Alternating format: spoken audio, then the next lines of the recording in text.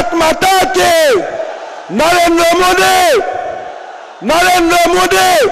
असम विधानसभा चुनाव के नतीजों के एक हफ्ते बाद मुख्यमंत्री का नाम तय हो गया है। हेमंत बिस्वा शर्मा को रविवार को विधायक दल की बैठक में नेता चुना गया। बैठक से पहले मुख्यमंत्री सर्बानंद सोनोवाल ने राज्यपाल जगदीश मुखी को अपना इस्तीफा सौंप दिया। शर्मा और सोनोवाल शनिवार को दिल्ली में हाईकमान से मिलकर लौटे थे। दिल्ली में भाजपा के राष्ट्रीय अध्यक्ष जेपी नड्डा के आवास पर हाई प्रोफाइल मीटिंग हुई थी, जिसमें गृह मंत्री अमित शाह और भाजपा के जनरल सेक्रेटरी बीएल संतोष की मौजूदगी में नए मुख्यमंत्री के नाम पर चर्चा हुई। इसके बाद से ही शर्मा को सीएम बनाए जाने की अटकलें तेज थी।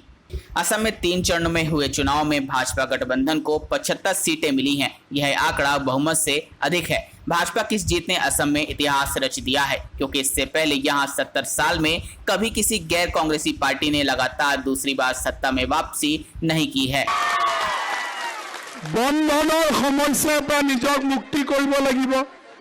चलिए आपको बताते हैं हेमंत बिस्वा कौन है, जिन्हें सोनोवाल की जगह पर राज्य की कुर्सी में बिठाया गया है। होने वाले मुख्यमंत्री शर्मा राज्य के बड़े आदिवासी नेता हैं। सर्बानंद सोनोवाल की सरकार का सबसे मजबूत चेहरा भी हैं।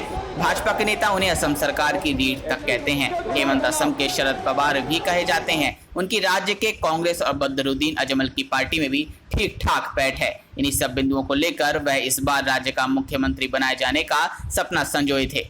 बताया जाता है कि हेमंत बिस्वा शर्मा को राजनीति में लाने का काम असम के पूर्व मुख्यमंत्री हितेश्वर सैकिया ने किया था। हालांकि उनकी पूरी राजनीतिक समझ पूर्व सीएम तरुण गोगोई के छत्र छाया में विकसित हुई। साल 1996 में शर्मा ने पहली बार विधानसभा चुनाव लड़ा था। इस चुनाव में उन्हें असम आंदोलन के नेता भृगु फुकन ने हरा दिया था।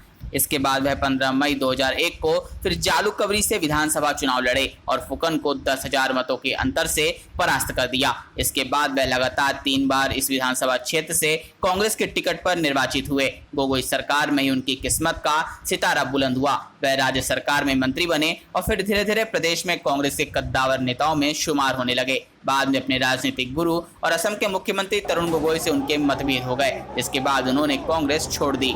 साल 2014 में कांग्रेस पार्टी का साथ छोड़ने के बाद उन्होंने तत्कालीन बीजेपी अध्यक्ष अमित शाह के आवास पर बीजेपी का हाथ थाम लिया। साल 2016 में असम चुनाव होने वाले थे तो उन्हें पार्टी का संयोजक बनाकर मैदान में उतारा गया। बीजेपी ने चुनाव जीत लिया, लेकिन हेमंत सीएम नहीं बने। तब केंद्रीय मंत्री और बीजेपी नेता सर्बानंद सोनोवाल को मुख्यमंत्री बनाया गया। लगातार चौथी बार जालूकबरी से जीतने वाले शर्मा इस बार सरकार में कैबिनेट मंत्री बने। साल 2016 में असम में पहली बार कमल खिलाने के बाद इस बार भी हेमंत के ऊपर ही सत्ता में वापसी की जिम्मेदारी थी। प्रदेश में स्वास्थ्य मंत्री रहते हुए उन्होंने जनहित में कई सारे अच्छे काम किए थे। माना जाता है कि यह हेमंत बिस्वा शर्मा का ही जादू है कि राज्य के लोगों ने लगातार दूसरी बार बीजेपी को सत्ता सौंप दी। ऐसे में मुख्यमंत्री पद पर उनकी दावेदारी भी काफी मजबूत हुई। हालांकि यह बीजेपी के शीर्ष नेतृत्व के लिए परेशानी वाली बात थी। चुनाव जीतने के बाद बीजेपी में मुख्यमंत्री का चेहरा बदलने के कयास तेज हो गए थे। शर्मा से भी इस बारे में जब पूछा जाता तो वो सवाल टाल जाते थे। इस खींचतान के बीच सीएम के मुद्दे को लेकर बीजेपी के नेताओं की कई दौर की बैठक भी हुई।